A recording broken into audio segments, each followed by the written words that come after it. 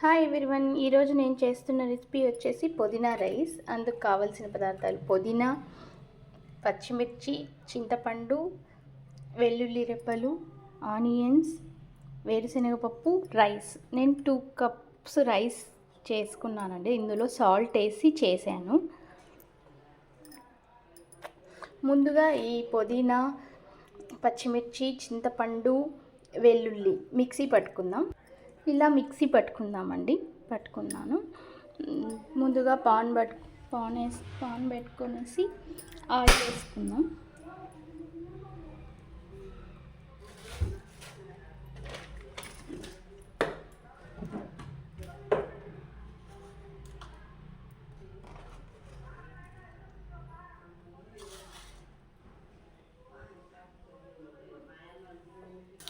Oil heat ఎక్కాక పోపు దినుసులు వేసుకున్నాను. అలాగే వేరుశనగపప్పు కూడా వేసుకున్నాను. ఈ వేరుశనగపప్పు కొద్దిగా వేగాక ఆనియన్ వేసేసుకున్నాను.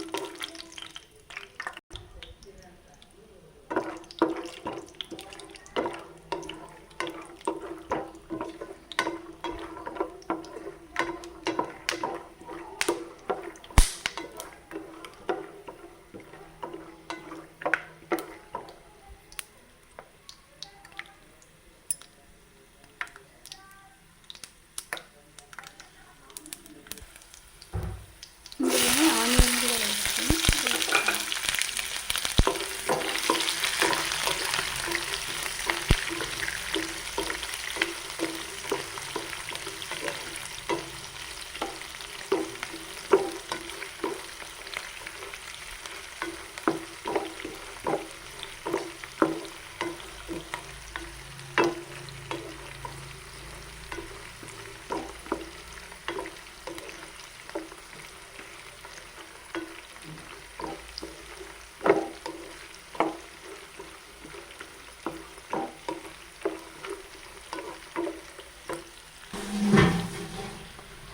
ఇలా ఆనియన్ వేగాక మనం మిక్సీ పట్టుకున్న పుదీనా, చింతపండు, చిల్లీ, కాస్త సాల్ట్, వెల్లుల్లి ఈ పేస్ట్ ఇందులో వేసేసి బాగా ఉడికించుకోవాలండి.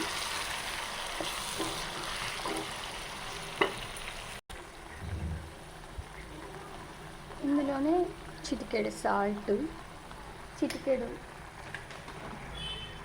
పసుపు వేసుకున్నాను.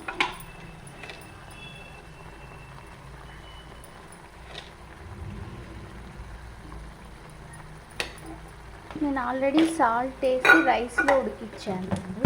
మళ్ళీ పుదీనా, చిల్లీ, చింతపండు ఇవి మిక్సీ పట్టేటప్పుడు కూడా కొద్దిగా సాల్ట్ వేసి మిక్సీ పట్టేసాను. పేస్ట్లో కొద్దిగా సాల్ట్ మళ్ళీ ఇందులో వేసుకున్నాను తగినంత.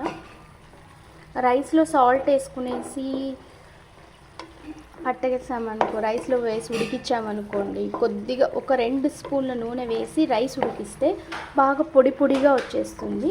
మనకు చూడ్డానికి కూడా పుదీనా రైస్ పొడి పొడిగా ఉంటే బాగుంటుంది.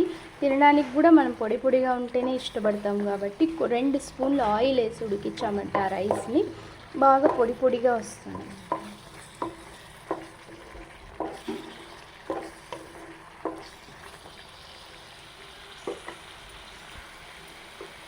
ఇలా పచ్చివాసన పోయి ఆయిల్ పైకి వచ్చేలాగా ఇలా ఉడికించుకోవాలండి. ఈ పుదీనాది పచ్చివాసన అంతా పోతే బాగుంటుంది టేస్ట్ తినడానికి.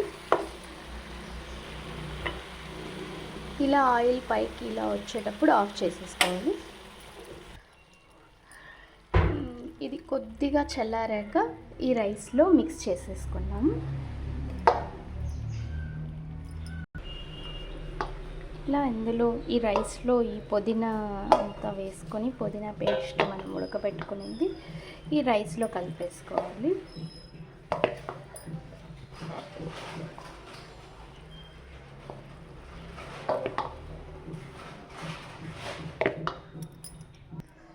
ఇలా కలిపేసుకొని పుదీనా రైస్ కొన్ని పుదీనా ఆకులు కూడా మిక్స్ చేసుకుంటే ఇందులో చాలా చాలా టేస్టీగా ఉంటుందండి.